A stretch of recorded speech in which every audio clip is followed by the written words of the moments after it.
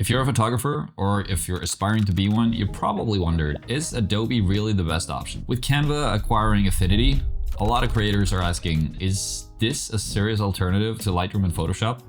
Affinity looks pretty solid.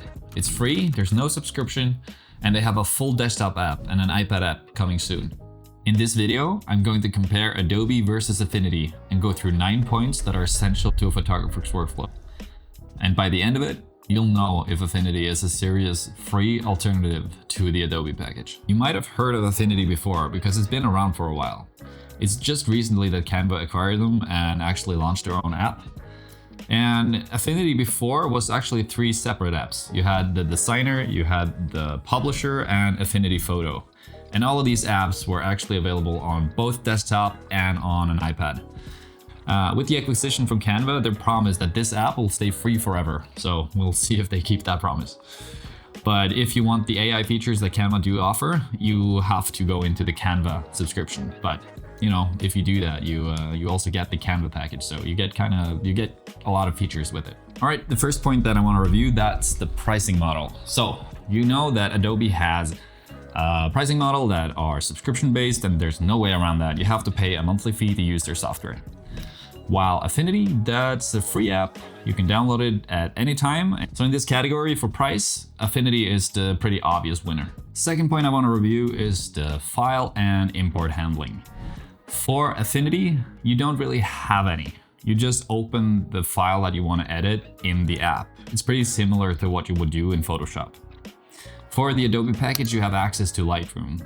Lightroom actually offers a pretty solid cataloging system and sorting option. And it also offers a digital backup if you use the regular Lightroom and not the Lightroom Classic. So for the file and handling system, I would have to say that Adobe is the winner. The third point that I want to review is the culling process. For Affinity, there really isn't an option here. So it doesn't really stack up towards Lightroom.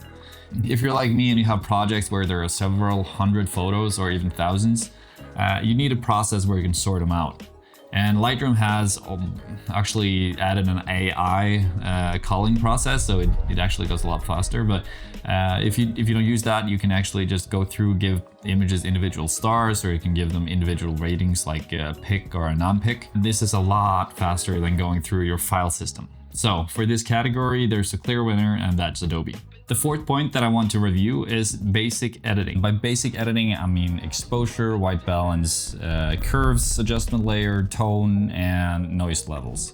And in this department, both apps stack up pretty well. Lightroom and Photoshop has their own version of this. You have raw development mode in Photoshop, and in Lightroom, it's the basic editing when you open an image. So if you're used to this view from Lightroom, it's just like the light, exposure, the contrast, highlights, shadows, etc. In Affinity, you open something that you have exposure, you have a black point, brightness is a little bit different than what you're used to from Lightroom, but it's pretty much all of the same features here.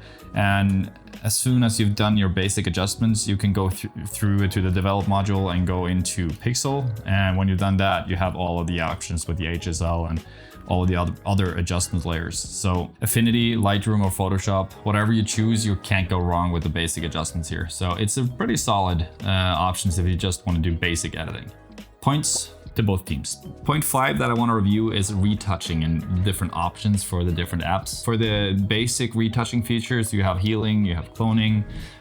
It does a really solid job, actually. Affinity is super fast here. It's no lag. It works perfectly with big raw files and handles it like a champ, actually. They have a tool that's frequency separation tool. When you click that, it actually just like divides.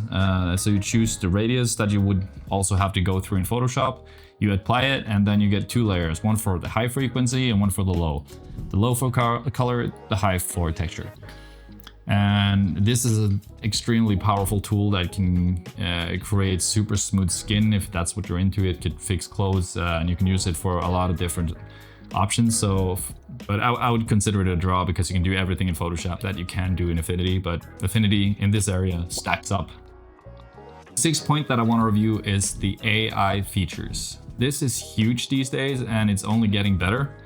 Lightroom has great AI features with auto select for a mask. They have AI removal functions that are pretty solid. And if you go into Photoshop to do these things, it's even more powerful and it works great. Here, Affinity falls short. If you buy the Canva subscription and you try out the AI functions like AI upscale or AI generative fill to expand your frame, the AI that Canva has or Affinity has it just creates really weird images and really low resolution to it. In this regard, Adobe wins by far. Point number 7 that I want to point out is batch editing. In Affinity, you don't really have the option to batch edit like you would in Lightroom. You can create a macro that goes through and you can apply that macro to different images, but it's a bit advanced to set up and it's also not as fast and you can't handle that many images at once. So in this regard, I wouldn't really use it. So for the batch editing point, I have to give it to Adobe. Point 8 is the panoramas and HDR stacking functions that you can find. Affinity can do it, but it's not doing it as well as Photoshop and Lightroom is doing it right now. It's kind of struggles in the edges at certain points. So this point goes to Adobe. The 9th and final point I want to go through is export. Here, both Adobe and Affinity has solid options, but I think Adobe gets the final point because they have watermark options. I can't see that Affinity has watermarking options, so even though they have a bigger selection of different file types that you can export to, they don't seem to have watermarks. And because of this, I'm going to give the point to Adobe. So as you can see from the final score grid, it's a pretty clear winner. Adobe is still the better option if you use Lightroom. But if you only use Photoshop, it's not as of a clear cut. But if you're looking into AI functions and generative fill and generative expand, you're going to be disappointed with what Affinity has to offer. But if you only use Photoshop these days and you don't use the AI functions, then I would say that Affinity is a solid choice for you. And you should try it out as your main editing software. Now, if you want to try out Affinity and you're not familiar with the software, I have a beginner's guide right up here.